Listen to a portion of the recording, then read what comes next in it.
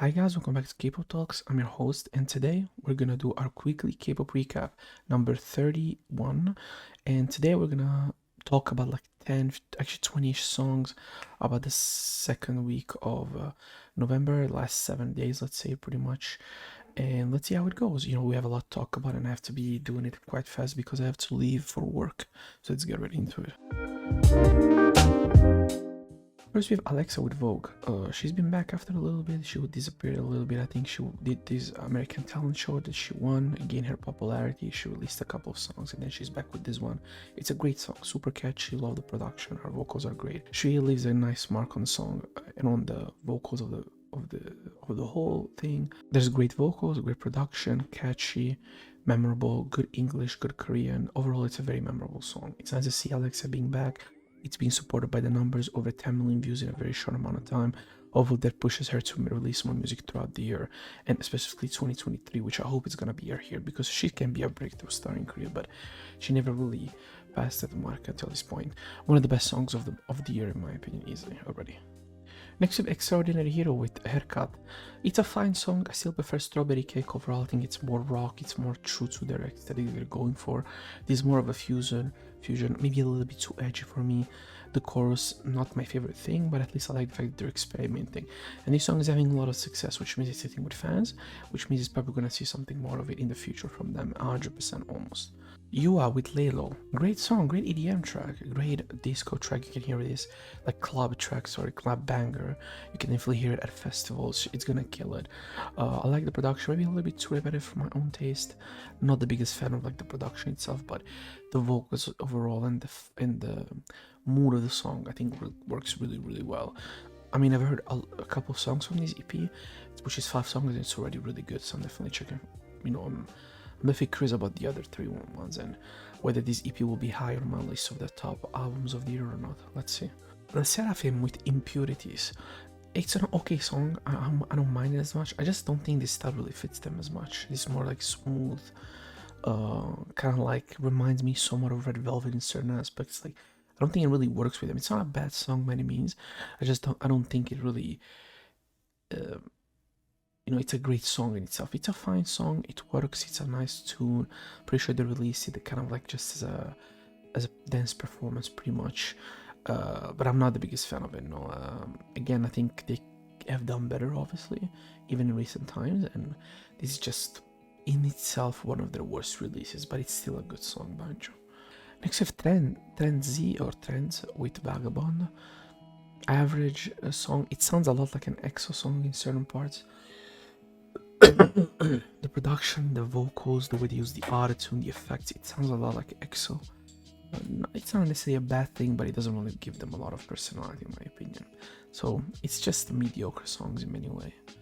Next, we have Ga with Only You. It's a solid song. I think great vocal performance by him specifically, I would say.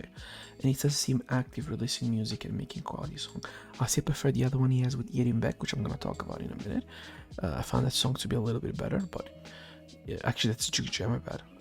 I found Jukje's song to be better than this, but it's still a fine song by Ga overall. At least he's trying to do different things this year and the past year as well. Next we have Chan with Last Scene. A simple ballad, nothing more to say about it. Simple vocal, simple production, even too repetitive for my own taste.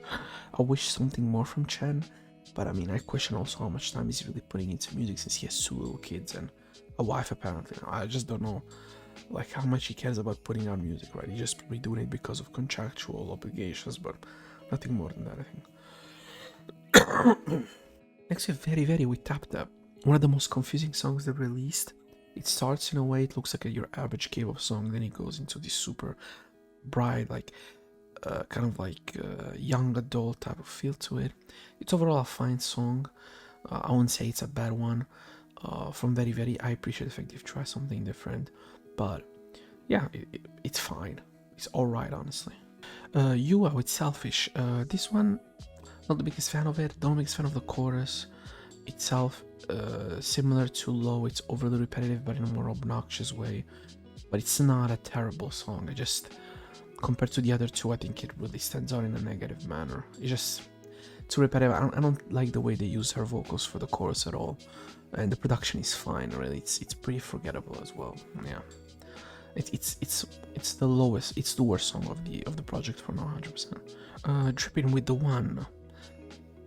Pretty forgettable song, I would say, from Dripping. Really, there's nothing that this song really stands out from. Production, vocals, chorus, nothing. It's your most average K-pop song you can think of the year. Really, it's so forgettable. It's actually crazy for me. Really, really disappointed, I would say, by them. Really. Next, we have a J-pop group, idol group, On My Way with Let Go. Obviously, very K-pop inspired in a lot of ways. Solid vocals. I like the rapping section here.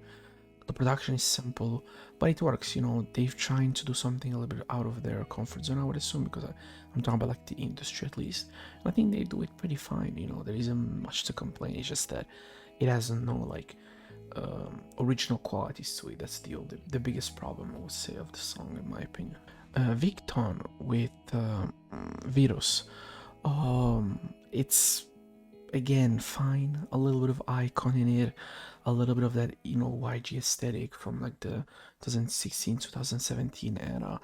Overall, another forgettable song by a boy group. Personally, again, it's not a bad song, but I want more from singles. I think these groups that release these kind of mediocre singles, I'm kind of getting tired of, especially because these groups supposed to be younger, supposed to be pushing the envelope. They're just doing what we all expect from them. It's kind of the same thing. Maybe the difference from the other ones is that the production is kind of different from what you hear normally. So because of that, it kind of stands out a little bit more. But I don't like the vocals of some of the members. I just don't think they were mixed correctly, and therefore it gives me, at least it lets me be a little bit disappointed from Victon as well. But Victon has also been a group that I haven't been the biggest fan of since they've debuted, at least for me personally. And next to 50/50 When Loving Me, rookie group, amazing song, one of the best songs of the month, already one of the best songs of the year. Fun, original indie K-pop sphere, great listen, great production. You know, it really stands out compared to a lot of other groups. They release it, I think it's a pre-debut because their debut is supposed to come out today, the 18th of November. Overall, a very good song and a great way to introduce the group. Curious to see what they're gonna do with their four-member group, if I'm not mistaken. I'm really curious to see what they're gonna do with it. But overall, I'm quite impressed for a pre-debut. But like Unite, their pre-debut was really good, and their debut was very disappointing for me personally. So hopefully, I don't get the same feeling for 50/50, and I hope I don't, because we need something fresh. And girl groups have been killing it this year, so maybe that trend will continue also with 50/50. Next we have Unji from A-Pink with A Journey for Myself. Different songs from Unji. This is really different. I thought it was gonna be a ballad. It starts like one, it makes you think like it's one, and then it's a super upbeat, kind of fun, like summer song in a way.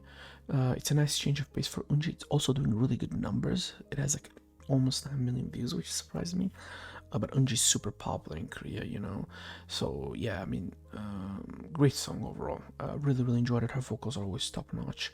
Maybe not the most interesting production, but again, for Unji at least, it's something different, a little bit more bright, a little bit more upbeat, and it makes her stands out a little bit from the classic ballad that she's been doing at this point for 10 years, I would say. No, 10 years maybe not, but like at least 7 or 8, you know. So that's a good thing for her, I would say. Def, You Say. Now, this is, I think, Precious JB song, if I'm not mistaken. It's a good song. Laid back, kind of nostalgic, like retro, you know, K-pop ballad, like alternative K-pop ballad with walking in the street with a like a 90s filter on, Korean subtitles, you know, classic aesthetic, you know, grained image. It's an enjoyable song, in my opinion, really enjoyable. It's on that vibe of like what someone like Hogak does sometimes. You know, it's enjoyable. At least I think he sings this song, if I'm not mistaken. JB, or it could be Def himself. I'm not sure, but I'm pretty sure it's the JB if my ears don't fuck with me. Lee Moon Young, one of the biggest artists in Korea by far, bigger than most of your favorite idol groups. Polaroid, it's a good song. I like the production here. I like his vocals a lot. It's my favorite out of the 3 or 4 that I've listened. That's how I picked this one up, because the other one were a little bit samey. This one really stands out to me as a good song overall, a good production with a good vocals, and it's understandable why it's very popular in my opinion. And he did it pretty organically, which that's the most impressive part in my opinion. And last song before I go to work is I Chilling Draw Time. Very good song. I love the production. It stands out. It's original. It's catchy. It's arrogant. It's messy. Good vocals. Catchy chorus. Yeah, Really, really good song by Chilling. Unfortunately, they haven't grown in popularity. I have no idea why. In fact, with every comeback, their popularity slows up. I don't know why. Maybe they don't get promoted through social media. Maybe their company is old school in that sense, but it doesn't really make sense to me. But hopefully, with this song and others in the future, they get that because I would hate to see them disbanding after not even like what a year and a half, right? So that would be that would be really sad to me, at least personally. Yeah, I'll see you tonight. I'll be back home destroyed from work. We'll talk about the other ones, which I don't think there's many left. Next we have Jukja featuring Getting Back with Lights. A great song. I love the high pitched vocals by Jukja. They're really, really good. The chorus is memorable. Great production. I think the production really fits with the mood and is nostalgic and kind of like destroyed feeling that Jukja is trying to provide with his vocals, with his sentiments on the song. Great lyrics and a great feature by Yerin Back, who brings a more softer, a more light approach to the vocals, who complements the song to one of the best ballads I've heard all year, really. One of the best alternative K-pop, if you want to call it, songs I've heard all year. Really, really good. Jukja has been a really good run. You have to give him credit. You know, it's rare to see male solo artists have this quality of music. I think Gao, Only You, as I said before, better song than his other song. Definitely the better song out of the two. Better vocals. I think the production fits better with the style. Again, not the most original concept, but I think it fits him better as an artist in terms of his image, in terms of his personality as well. And I just enjoy to listen to it more. I think this upbeat production works for him better, and again, he complements it with his vocals and his feelings on the song better than, he's more like classic R&B ballad stuff. We're Young, Confessions, basic ballad in every way. Nothing that about it stands out in my opinion. Pretty mediocre compared to the two songs that I just talked about right now. So very, very forgettable. One of the worst songs of the month in my opinion I've heard. Next have Limji with Why. Good song by Limji. Simple production, good vocals. I love her flows here a lot. The way she kind of in certain section are very, very cool. I think very I think natural way where it doesn't feel like she's kind of just forcing herself to do it. Good vocals. Again, the production is nothing incredible, but it works. And the music video is somewhat funny as well, where she's kind of obsessed by this idol boy and whatever, and she kind of obsessed about him, but it's done in a very tongue-in-cheek manner. The song is very fun. It's definitely one of the more fun listens in some recent time, in my opinion. Next we have Injay, Perfect Stranger. This is the first song I heard from Injay. It's a fine R&B song, kind of like the her vibe, to her. Very sweet and honey-like vocals. She has a cool, deeper voice, but nothing about the song in terms of its structure, in terms of its vocal, in terms of its chorus really stands out. Still in the K-pop sphere, this is quite different from the rest you're gonna hear. That's a fact, but in itself as a song, it's pretty simple. But again, there's nothing wrong with it being simple. It's just that you wish with this type of R&B, since a lot of artists do it, to bring at least a bit more of a kick and a little bit more something new. Next we have Wow with Roller Coaster. A fine song, really. It's in that wow like lane, bright, very girlish, super colorful, very bright, super like fun production. Not the biggest fan of the chorus per se, but the song is very simple. It's classic, so you can just hear in the background. It doesn't bother you. I wouldn't listen to this song on repeat personally, but it's a fine K-pop girl group song. It's interesting because also it's not doing great numbers. It didn't come out that long ago, but they've been on the 10, 15 million vibes. It's kind of interesting seeing them a little bit worse. Maybe they'll improve in the future, but yeah, it's not a bad one. It's just not one of my favorites they've done, really. I think they've done better stuff in terms of singles, and I would hope so also in terms of EP, because if this is your top song of the EP, it's never really a good sign, I think, in general. But I see, I have to listen to it, so I'm not gonna get into it with a prejudice and saying it's bad regardless. It's not fair to them. Just Be with Me. Um, it's fine. I like the chorus. The chorus is definitely catchy, but I think this is one of the least original songs I've heard for them. This very kind of like childish production, with these very simple production stands, these simple production ideas, these simple vocal ideas. The chorus itself, again, as catchy as it is, it's quite unoriginal. I'm somewhat disappointed because, again, I've been seeing a lot of interesting stuff from boy groups. Not as much as recently, because I think this month as a whole, both October and partially this first half of November, have been overall disappointing, I would say. But still, I would have expected something different from a group that, at this point, it's relatively established, you know. But again, similar to the Wua song, it's not objectively a bad song. I just think that from them I've heard better. Similar thing to Ua, you know, I prefer other things from them, honestly. So in the sense, I'm more disappointed by how the song has, for me at least, nothing really redeemable, nothing that really makes me want to go back to it and listen to it again. More and more and more and more, you know. But I definitely have to listen to the EP or the full length album if they released it, because I'm curious to see what they've done with it. Next we have Unite with Bad Qubit. I must say that Unite has to be one of the most disappointing, I think, groups I've heard in some time, because when they came out with their pre-debut, I was really surprised how fun it was. Very hip hop, very original, cool song, different flows, different vocals, and then they released their debut and this second single, and it's just disappointing. It's like you're hearing any other boy group. Simple, the production's the same. Now, give them credit, the drop is different. It's more laid back, it's a little bit more like bass driven. It's not like it's an actual full-length chorus or anything. But in a sense, I wished a little bit less edginess like they show in this song. These very weird structured like fusions of hip hop and pop that doesn't really say anything new. I mean, groups have been doing it at this point since when EXO did it the first time, I think in 2016, 2017. It's been some time at this point, you know, since Monster we're talking about. And at the same time, we're not talking about quality songs like Monster. These songs are just your classic 5 out of 10. If there's a mid in K-pop, I think Bad Cupid by Unite is. And again, from a group they expected so much from, these two singles have been a very big disappointment. Now the numbers are there, I'm pretty sure they're selling fine. You just had to see so many boy groups being used just for cash cows, you know. They seem not to care about originality at all. Well, with girl groups, definitely the trend is different. I just wish the trend was positive for both sides, because boy groups at the end of the day are your market leaders, you know. And if you don't really push them the right way, people are gonna buy the albums, but eventually they're gonna grow tired of the genre. It's a fact. Unless you can attract more of a male audience and gain maybe more of that balance with female groups, I just don't see that happening in the long run. So definitely Unity is one of these groups that have by far disappointed me the most this year. I'm really disappointed by them, like a lot actually. Now in that sense, they're both songs that I wouldn't say they're particularly interesting. I think they both suffer from a very big problem, which is they're just side B-sides that are being put there. Like in the case of Must Be, they're in a hotel.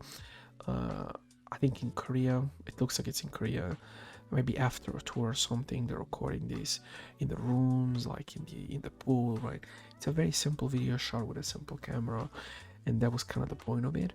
In the case of Purple Kiss, it's similar in that sense, but instead of being shot in a specific hotel in a specific location, it's pretty much them on tour, pretty much. So you see them like doing photo shoots, music videos, going performing in different places, going to music shows, hanging out at night. Like I think at one point they were also in Japan, if I'm not mistaken. So it kind of shows more of that, where like it's their journey. Recently also one of the members of Purple Kiss, I think Jiyeon, ended up leaving the group because of health issues. I think that's her, if I'm not mistaken, in the music video right now. I could be wrong, but I'm pretty sure it's her, because she had a lot of issues with her health, so they decided to part ways. It's kind of sad always when that happens, but it's been happening a lot recently. It's a concerning trend, because you know it happened with Treasure, when one of them is left for health issues, and the one because he didn't want to be an idol anymore. It seems like so he's just gonna be put as a production. The Japanese guy, was forget his name. But it seems to me very weird that these companies right now, where they're making a lot of money, it seems like their idols are making it worse. They're not making it worse, but they're getting worse physically. Like maybe they're hiding it worse. Maybe they're not getting as much in the past, where because you weren't making as much money, you needed to get at least a little bit of the health of the artist. It seems like they're doing worse in that sense now. The trend is always existing in cable, don't get me wrong, but it seems like these last 6-8 months has been going back into a negative trend. Another aspect of it is definitely COVID. I mean, the amount of time idols get COVID in K-pop is ridiculous. There was a point, I think last year, but even this year, where every week, it's every day almost, somebody got COVID, somebody is in quarantine, somebody, even multiple times from the same group. Stray Kids is an example of this. EXO happened sometimes. It's very weird. Blackpink, I think, happened once. So BTS happened a couple of times. Like, are they really taking precautions? Who are they hanging out with? Did some of them not get vaccinated? You just can't know. So it's been a very weird trend in that sense. But going back to the songs, I would say they're fine. They're B-sides. They're more for fan service to make the fans look, we're still here, we're still live. And they're okay for what they do, right? They're B-sides. They're normally played at concerts, and they're supposed to be enjoyed, place where everybody there to enjoy the music. But in terms of quality, they're pretty bad in the sense that they have nothing really redeemable or good about them, unfortunately. That's how I see it. Next with VI with Keep Me Up. A fine song. I really like VI's lyrics here. I really like his performance. I really like his vocals. Production is quite simple. It's very reggaeton inspired, which is not a negative thing per se, but I'm not a fan of that type of music, so for me in general, I would like to skip it as a type of of genre. I don't listen to it, but in this case, I say it works. It works really well because everything else BI does is actually really good, and I think complements the production very well, and takes it to another level in my opinion. Next, 50/50 with Higher. This is their official debut. Great song. You would look at the music video, you would look at the aesthetic and everything, you're gonna expect a upbeat song. Not at all. Very slow, simple, great vocals. Again, I like the fact that they kept that same aesthetic from their pre-debut. Slower music, different type of style, more originality in the concept, also production wise. So they've done a good job with this debut. This is a really good debut, and I hope it gets a lot of eyes because it's really good, and it's already one of my favorite Rookie songs. Next we have BB with Vengeance. Fine song. It's in that ballpark of BB's edginess, good production, good vocals. Not a fan of the chorus at all. I think the chorus is trying to go a little bit too mainstream for me personally. But again, it's not a bad song by any means. I don't think BB can make bad songs, but as I've talked about, is also in the past with Animal Farm and other songs. She's definitely trying to appeal more to that Western audience. She already has connection with 88 Rising. She's promoting a huge portion of her music on 88 Rising. So again, like, she's definitely trying to go there, and she knows this stuff that normally people like the more. Most of the show she's doing that better. I think she's better when she does more of that alternative pop music, with an hint of like interesting production and kind of like even noise sometimes. But she's not bad at doing these more R&B edgy with kind of like a drop in the chorus at all. She's not bad at doing it. It's just not my personal favorite thing that BB does in general. Secret Number with Tap. Good Secret Number song, solid production, good vocals, a decent chorus. It's not like they're really doing anything they've never done before. It's something you've really heard a million times from them anyway. Next we have Ryu Sujon with Red Moon. Pink Moon. Very good song, retro, CD pop, old school 80s disco, great vocals, fun to listen to. A song that you can listen to or repeat a million times and never get tired of it. Great song, an artist that I didn't know before this song, so it definitely will make me want to check other stuff from her in the future. Next we have Corbin Burn. Very The Weeknd inspiring, the early Weeknd from The Hills and this type of music. Beauty Behind the Madness type of like era. Great song. Great production, good vocals, very good chorus. Definitely want to check stuff from him in the future because I don't know who he was, and now I'm definitely interested to see what he's gonna do.